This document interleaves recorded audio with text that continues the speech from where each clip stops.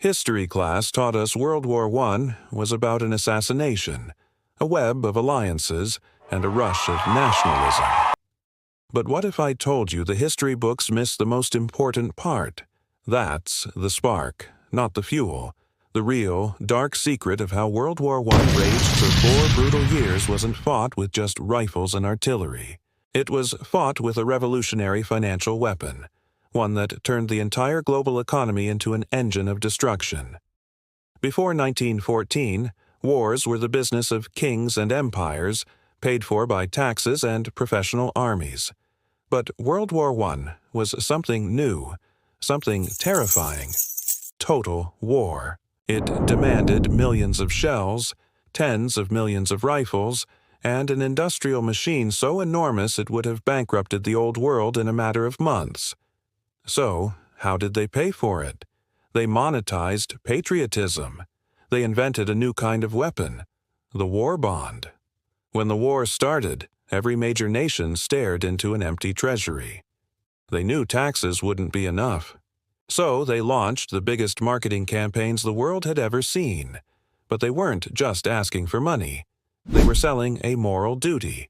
Posters plastered on every street corner screamed slogans like, "Lend your savings to your country," and "If you cannot fight, you can help with your money."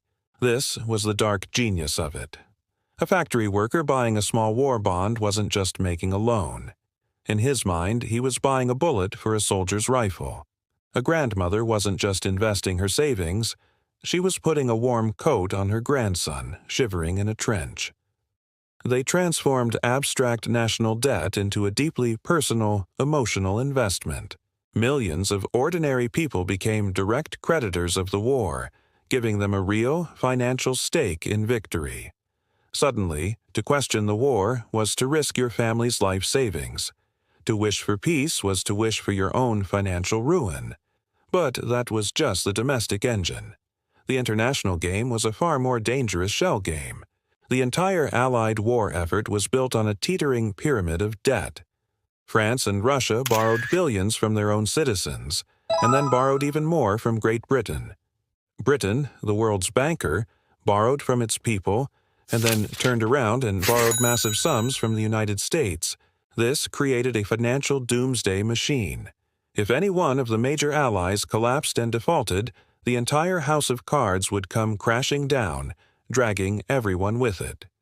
By 1916, the war had to continue because the economic catastrophe of stopping it, of admitting these colossal debts could never be repaid, was somehow even more terrifying than the slaughter in the trenches.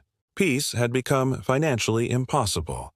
And this brings us to the final, crucial secret, the American lifeline. By 1917, the Allies were on the brink of financial collapse. Britain was selling off its centuries-old overseas assets just to stay afloat.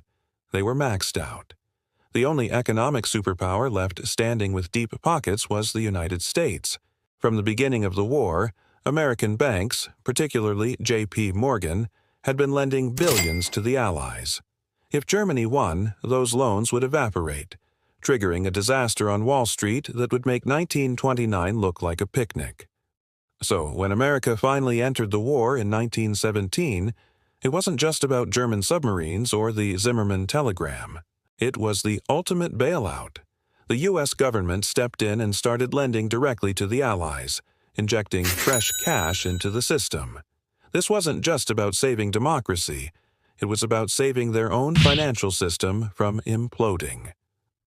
The true, hidden story of World War I is the creation of a self-perpetuating debt machine. It was a system that convinced ordinary people to pay for their own destruction, and entangled the global economy so tightly that stopping the war became more financially catastrophic than continuing it. The war wasn't just fought at the Somme and Verdun. It was fought on the balance sheets of J.P. Morgan, in the vaults of the Bank of England, and in the wallets of every single citizen who bought a war bond. They thought they were saving their nation, but in reality, they were feeding the very machine that was devouring a generation. It was the first modern war because it was the first to prove that the most powerful battlefield of all is the economy itself. Thanks for watching. If you found this perspective on history interesting, make sure to hit that subscribe button and ring the bell so you don't miss our next video. See you next time.